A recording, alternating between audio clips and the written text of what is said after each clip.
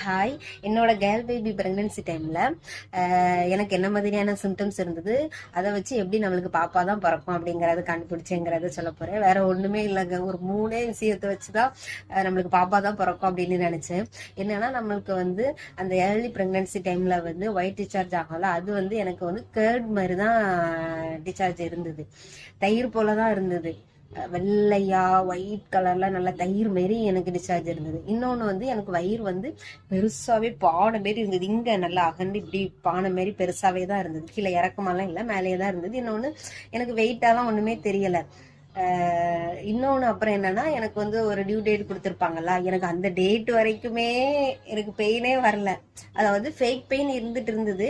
But அந்த delivery pain வந்து அது வரைக்கும் வரல. எனக்கு எந்த டேட் கொடுத்தாங்களோ அதே டேட்ல தான் எனக்கு டெலிவரியும் ஆச்சுது.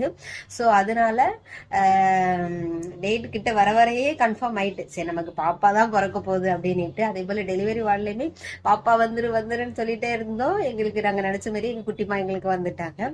3 விஷயம் மட்டும்தான் எங்க பாப்பா பொண்ணுதான் அப்படிங்கறத நாங்க நினைச்சுக்கிட்டோம். மற்றபடி இந்த ஹார்ட் பீட்டு, இந்த பிரஸ்ட் பெருசா இருக்கு சின்னதா இருக்கு, தலை வலிக்குது, அப்புறம் இந்த ஸ்வீட்டு பிடிக்கும், காரம் பிடிக்கும், இப்படி எல்லாம் நிறைய எல்லாம் யோசிச்சா ரொம்ப குழப்பமாயிரும். ஆனா இந்த மாதிரி எல்லாம் எதுவுமே நான் நினைக்கல. இந்த 3 விஷயம் மட்டும்தான் எனக்கு. நான் வேற வீடியோவும் பார்த்துருந்தேன். ஸோ எனக்கு இந்த 3 விஷயம் எனக்கு கரெக்டா இருந்தது, பாப்பா தான் அப்படிங்கிறத ஐடென்டிஃபை பண்றதுக்கு.